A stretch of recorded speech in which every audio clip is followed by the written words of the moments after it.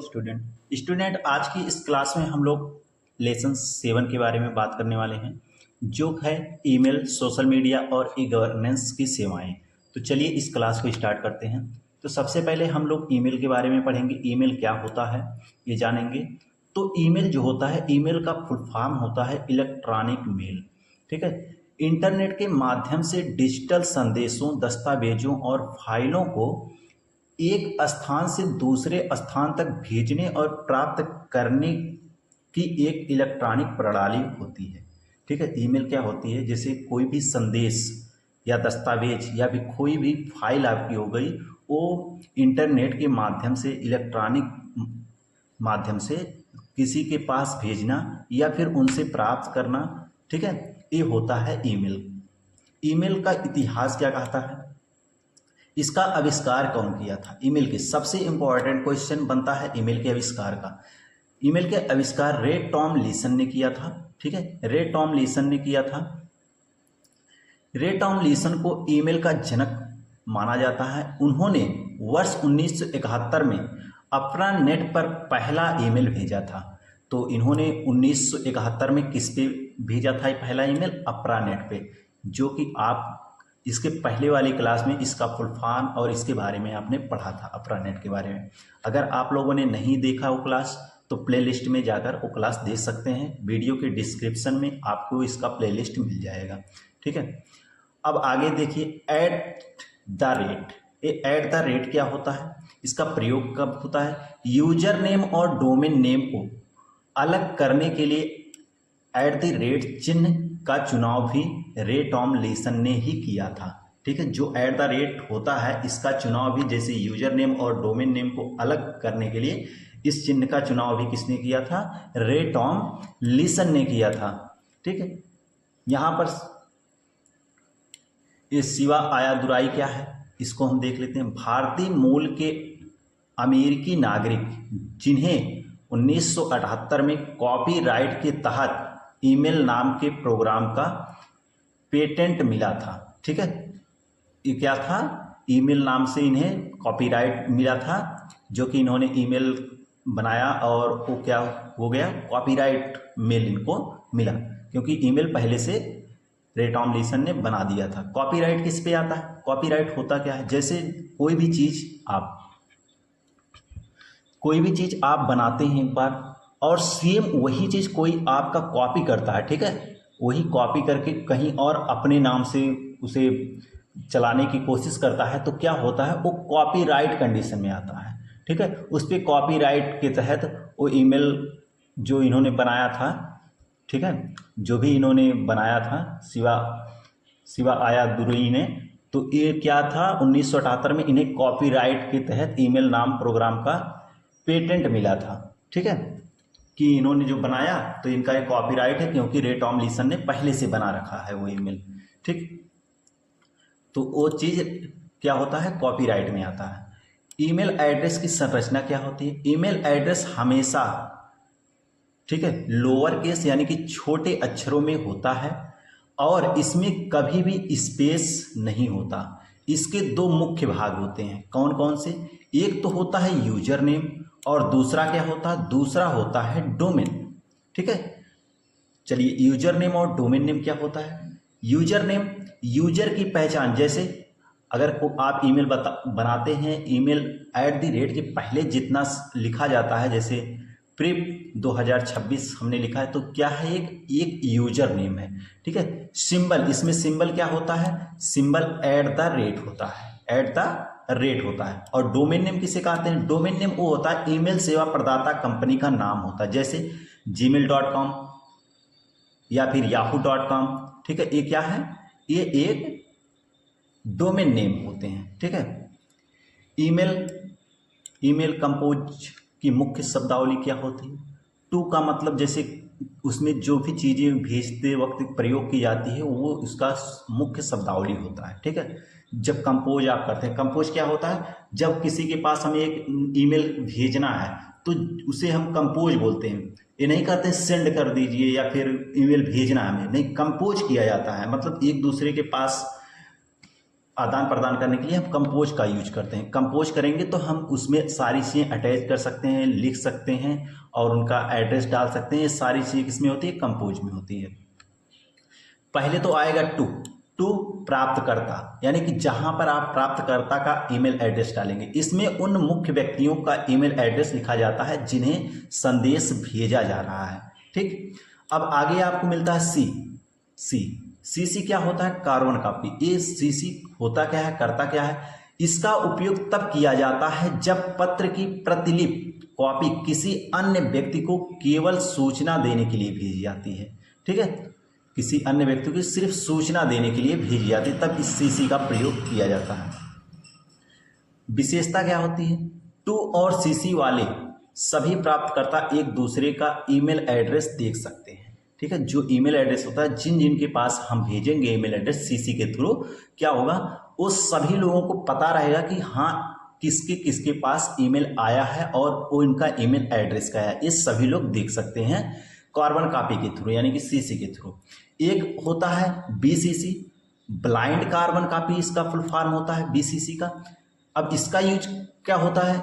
जब आप एक ही मेल कई लोगों को भेजना चाहते हैं लेकिन यह छिपाना चाहते हैं कि यह मेल और किस किस को भेजा गया है, तब क्या किया जाता है? बीसीसी का यूज किया जाता है। इसकी विशेषता क्या होती है?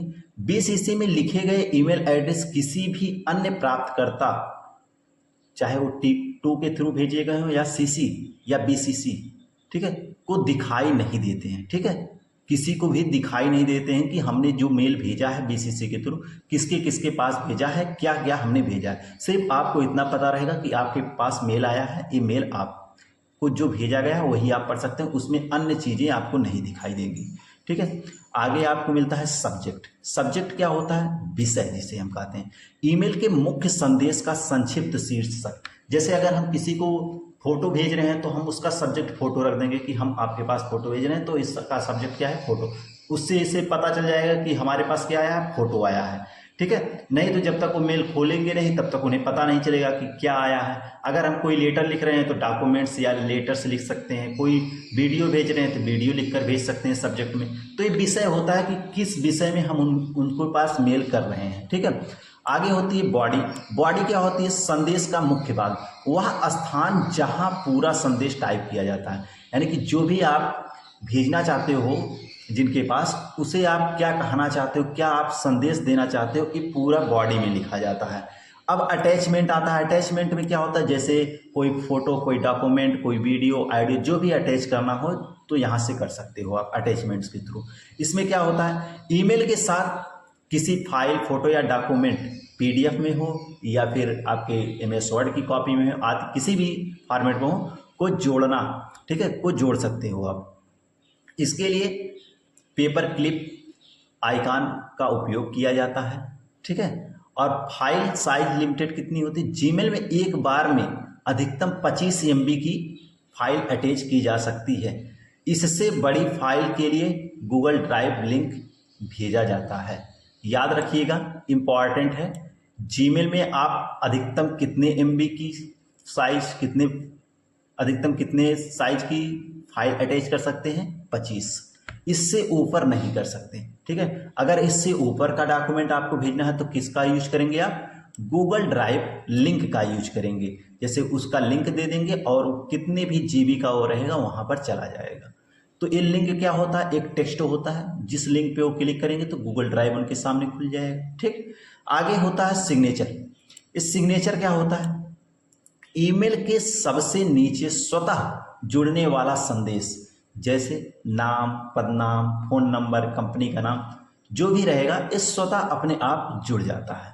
ठीक है, ईमेल फोल्डर्स की विस्तार जानकारी इसमें हम आपको देंगे। जैसे फोल्डर का नाम क्या होगा, उसका विवरण क्या होता है। इनबॉक्स क्या होता है? प्राप्त हुए सभी नए और पुराने ईमेल यहाँ स्टोर रहते हैं। ठीक है, आउटबॉक्स क्या होता है?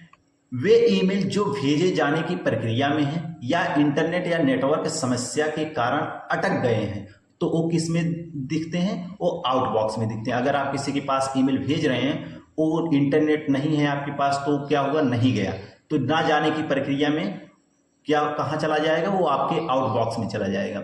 सेंड क्या होता है, सफलतापूर्वक भेजे जा चुके सभी ईमेल यहाँ दिखते हैं। जैसे आपने किसी के पास ईमेल भेजा तो उनके पास ईमेल चला गया तो किस में चले जाएंगे, आपके सेंड बॉक्स में चले जाएंगे, ठीक है, सेंड फोल्डर में। ड्राफ्ट्स होते हैं, वे अधूरे लिखे गए ईमेल्स जो अभी भेजे नहीं गए हैं, वे स्वतः यहाँ सेव हो जाते हैं। जैसे मान लीजिए आपने किसी को ईमेल भेजने के लिए कहा, अब आप उनको आज सब कुछ एड्रेस वगैरह डाल लिए, आप लिख दिए, बॉडी में कुछ लिखे, कुछ फाइल रह गई अटैच करने के लिए, आप सोचे कि इसको हम बाद में अटैच करेंगे, तो क्या किए, आप उसको बैक कर दिए। जैसे आप बैक करेंगे तो वो क्या होगा, वो आपका ईमेल ड्राफ्ट में सेव हो जाएगा, दोबारा आपको शुरू से लिखने की जरूरत नहीं पड़ेगी, ठीक है। स्पैम एंड जंक क्या होता है, स्पैम और जंक ये होता है अवांछित या व्यावसायिक प्रचार या धोखाधड़ी वाले ईमेल यहाँ स्वतः फिल्टर हो जाते हैं। जैसे अगर ईमेल पे आपको स्पैम या जंक, ये क्या होते हैं, जैसे आप जो अनचाहे मेल होते हैं, ठीक है, अवांछित, जिनकी कोई ज़रूरत ही नहीं होती है, वो या फिर धोखाधड़ी वाले ईमेल होते हैं, वो क्या होते हैं, धोखाधड़ी किसे कहते हैं, फिशिंग। आप लोगों को ट्रिपल सी में अधिकतर मिलता होगा। फिशिंग क्या होता है, ये धोखाधड़ी होती है, ठीक है। तो ये क्या होते हैं, ये ऑटोमेटिक फिल्टर होकर इसमें चले जाते हैं, स्पैम और जंक में। ट्रांस और बिन क्या होता है, ट्रेस और बिन, डिलीट किए गए ईमेल यहाँ 30 दिन तक सुरक्षित रहते हैं, जिसके बाद वे हमेशा के लिए हट जाते हैं। अगर आप कोई ईमेल डिलीट करते हैं, कोई चीज़ डिलीट करते हैं ईमेल से, तो ट्रेस या बिन में चले जाते हैं और यहाँ पर वो स्टोर रहते हैं कब तक, 30 दिन तक। अगर 30 दिन में आप चाहें तो इनका यूज कर सकते हैं, अगर 30 दिन बाद ये क्या होंगे, स्वतः ही डिलीट हो जाते हैं, ठीक है। आगे हम सोशल मीडिया और इंस्टेंट मैसेजिंग के बारे में पढ़ेंगे। ये क्या होते हैं, सोशल नेटवर्किंग प्लेटफॉर्म, ये क्या होता है। सबसे पहले फेसबुक क्या है, एक सोशल मीडिया है, सोशल नेटवर्किंग है।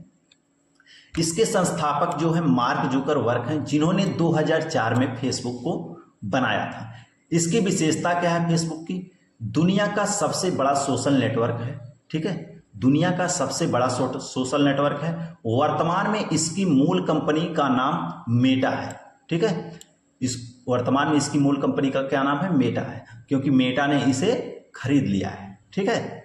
चलिए अब आगे यक्स या ट्विटर। अभी तो यक्स का जो है लोगो, ट्विटर का जो लोगो है वो यक्स हो चुका है, आप सभी को पता होगा, और वो जो यक्स है उसी को ट्विटर कहा जाता है, ठीक है। इसके संस्थापक जो हैं जैक डोर्सी हैं, ठीक है। जैक डोर्सी ने 2006 में ट्विटर को बनाया था। वर्तमान मालिक जो इनके हैं एलन मस्क हैं इसके वर्तमान मालिक, जिन्होंने खरीदा था, इसको ट्विटर को खरीद लिया था।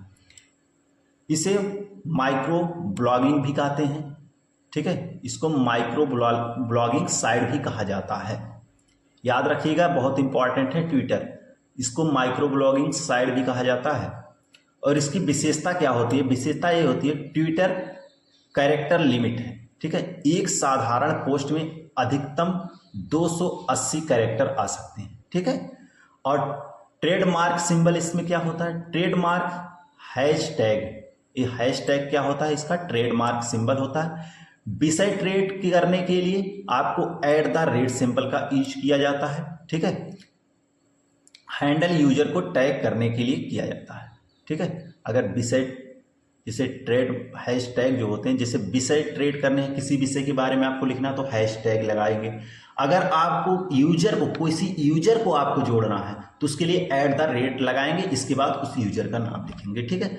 और यहाँ पर रिट्वीट किसे कहते हैं, रिट्वीट होता क्या है, किसी दूसरे के ट्वीट को अपनी टाइमलाइन पर दोबारा शेयर करना, वो क्या होता है, रिट्वीट। हाँ, एक चीज और है, यहाँ पर अगर आप ट्विटर पे किसी को मैसेज भेजते हैं या कोई पोस्ट करते हैं तो क्या होता है, वो ट्वीट कहलाता है, ठीक है। क्या कहलाता है, ट्विटर पे मैसेज भेजने की या पोस्ट करने की प्रक्रिया ट्वीट कहलाती है। और उसी को किसी ने पहले ट्वीट किया है तो उसी को आप दोबारा से लेकर भेज दे रहे हैं तो उसे कहा जाता है रीट्वीट करना, ठीक है।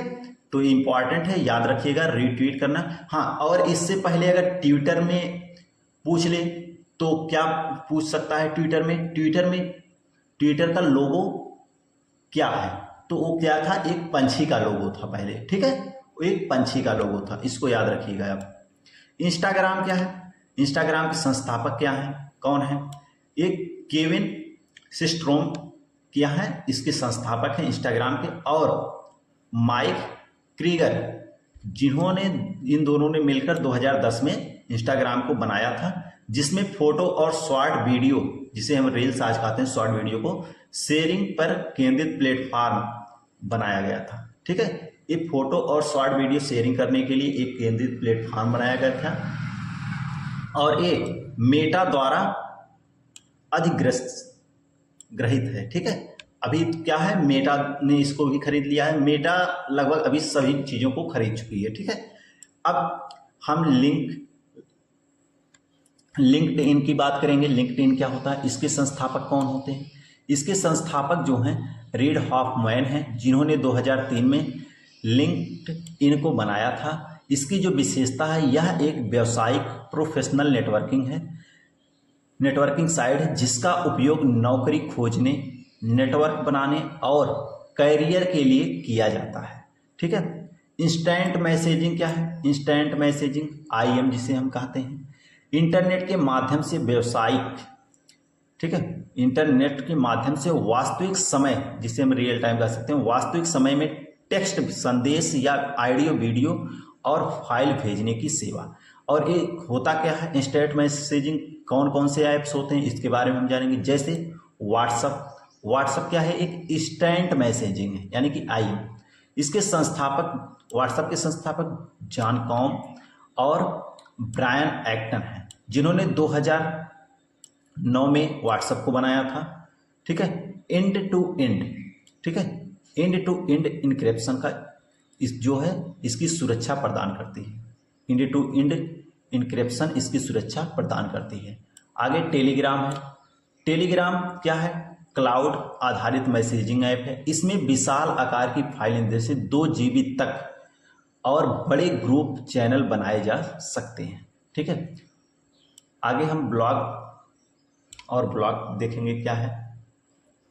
तो देखिए, ब्लॉग और व्लॉग, ये क्या होता है, ब्लॉग क्या होता है, ब्लॉग यानी कि ब्लॉग एक व्यक्तिगत या व्यावसायिक वेबसाइट जहां नियमित रूप से विचार, लेख या जानकारी टेक्स्ट या चित्र के रूप में पोस्ट की जाती है। ब्लॉग लिखने वाले को ब्लॉगर कहते हैं। ठीक है, जो ब्लॉग लिखते हैं उन्हें ब्लॉगर कहते हैं। और ये ब्लॉग क्या है, वीडियो लॉग। ठीक है, वीडियो लॉग, इसका फॉर्म क्या होता है, वीडियो लॉग। वेब जानकारी या विचार वीडियो के रूप में जैसे यूट्यूब पर प्रस्तुत किए जाते हैं, ये क्या होते हैं, ये ब्लॉग होते हैं। ठीक, ब्लॉग और ब्लॉग में अंतर होते हैं, इसको आप लोग याद रखिएगा। जब भी CCC में इसका क्वेश्चन पूछे तो इसका जरूर आप लोग उदाहरण दीजिएगा। हाँ, एक चीज़ और, यूट्यूब जो है एक सोशल मीडिया में हम लोग जानते हैं, लेकिन CCC के क्वेश्चन में अगर यूट्यूब सोशल मीडिया का दिया है तो आप लोग इसको मत चुनिएगा, क्योंकि ये एक व्लॉग होता है, ना कि एक सोशल मीडिया। ठीक है, ई गवर्नेंस सेवाएं क्या होती हैं, ई गवर्नेंस क्या है, ई गवर्नेंस सरकारी सूचनाओं और सेवाओं को नागरिकों तक इंटरनेट और डिजिटल तकनीकों के माध्यम से पारदर्शी और तेज गति से पहुंचाना ई गवर्नेंस कहलाता है। ठीक है, ई गवर्नेंस के प्रकार क्या होते हैं, जैसे G2C, गवर्नमेंट टू सिटीजन, सरकार से नागरिक। ठीक है, जैसे आय प्रमाण पत्र, आधार सेवाएं, ये सब क्या है, गवर्नमेंट से सिटीजन तक पहुंचाई जाती है। ठीक है, G2B, गवर्नमेंट टू बिजनेस, सरकार से व्यापार तक। ठीक है, G2G है गवर्नमेंट टू गवर्नमेंट, एक सरकारी विभाग से दूसरे सरकारी विभाग तक। और G2E है गवर्नमेंट टू एम्प्लॉय, सरकार से उसके कर्मचारी तक, जैसे पेंशन, वेतन, प्रबंधन, ये क्या है, G2E सेवाएं हैं। ठीक है, और GST टैक्स भुगतान, टेंडर, ये क्या होते हैं, ये G2B होते हैं। ठीक है, गवर्नमेंट टू बिजनेस। आगे आपको महत्वपूर्ण ई गवर्नेंस पोर्टल के ऐप्स दिए गए हैं, जैसे उमंग ऐप, बहुत इंपॉर्टेंट है ये उमंग ऐप, डिजीलॉकर, जो भी आप यहाँ पर देख रहे हैं बहुत इंपॉर्टेंट है, अधिकतर पूछे जाते हैं। उमंग ऐप का फुल फॉर्म यहाँ पर दिया गया है, आप लोग इसको नोट कर लीजिएगा, unified mobile application for new age governance. ठीक है, उमंग ऐप का फुल फॉर्म होता है। इसकी शुरुआत 23 नवंबर 2017 को की गई थी। मेटवाई और ने जीडी द्वारा विकसित किया गया था। उद्देश्य केंद्र और राज्य सरकार की सैकड़ों सेवाएं जैसे ईपीएफओ, एनपीएस, पैन, आधार, गैस बुकिंग को एक ही ऐप, सिंगल मोबाइल ऐप पर उपलब्ध कराना। ठीक है, इसका उद्देश्य था। आगे डिजी लॉकर है, ये भी क्या है, एक ई गवर्नेंस सेवा है। इसका उद्देश्य नागरिकों को अपने महत्वपूर्ण दस्तावेज जैसे मैट्रिक सर्टिफिकेट, ड्राइविंग लाइसेंस, वाहन आरसी, पैन कार्ड आदि को डिजिटल या इलेक्ट्रॉनिक रूप में सुरक्षित रखने हेतु डिजिटल प्लेटफॉर्म ये डिजी लॉकर देता है। ठीक है, निजी स्टोरेज क्षमता, प्रत्येक नागरिक को 1 GB का मुफ्त क्लाउड स्टोरेज मिलता है इसमें। और इसकी प्रमाणिकता क्या होती है, आईटी एक्ट 2000 के तहत डिजी लॉकर में रखे डिजिटल दस्तावेज मूल भौतिक फिजिकल दस्तावेजों के बराबर मान्य होते हैं। अगर आप डिजी लॉकर में जो भी आप रखते हैं, अगर आपके पास कहीं भी आप जाते हैं, अगर आप फिजिकल डॉक्यूमेंट आपके पास नहीं है तो आप डिजी लॉकर पे अगर आपके पास मौजूद है डिजी लॉकर, उस डिजी लॉकर में आप दिखा सकते हैं कि ये आपके पास फिजिकल डॉक्यूमेंट है, उनका यूज आप कर सकते हैं। लॉगिन माध्यम, आधार नंबर और मोबाइल ओटीपी द्वारा यहाँ पर लॉगिन किया जाता है। आगे आपको ई गवर्नेंस की सेवाएं मिलेंगी। आईआरसीटीसी ये रेलवे आरक्षण प्रणाली है, इसका पूरा नाम Indian railway catering and tourism corporation. ठीक है, कार्य क्या है, भारतीय रेलवे की ऑनलाइन टिकट बुकिंग करना, रद्द करना और कैटरिंग सेवाएं प्रदान करना। PNR passenger name record, ticket की स्थिति जांचने वाला 10 अंकों का यूनिक नंबर होता है पीएनआर। इसको आप लोग याद रखिएगा, पीएनआर क्या होता है। तत्काल बुकिंग समय, एसी क्लास के लिए सुबह 10 बजे और नॉन एसी स्लीपर के लिए सुबह 11 बजे शुरू होता है। ये जो तत्काल बुकिंग सिस्टम होता है, ये इस समय आप डेली बुक कर सकते हैं। ठीक है, पासपोर्ट सेवा, पासपोर्ट सेवा क्या होती है, ये भी एक ई गवर्नेंस सेवा होती है। ये विदेश मंत्रालय द्वारा होती है।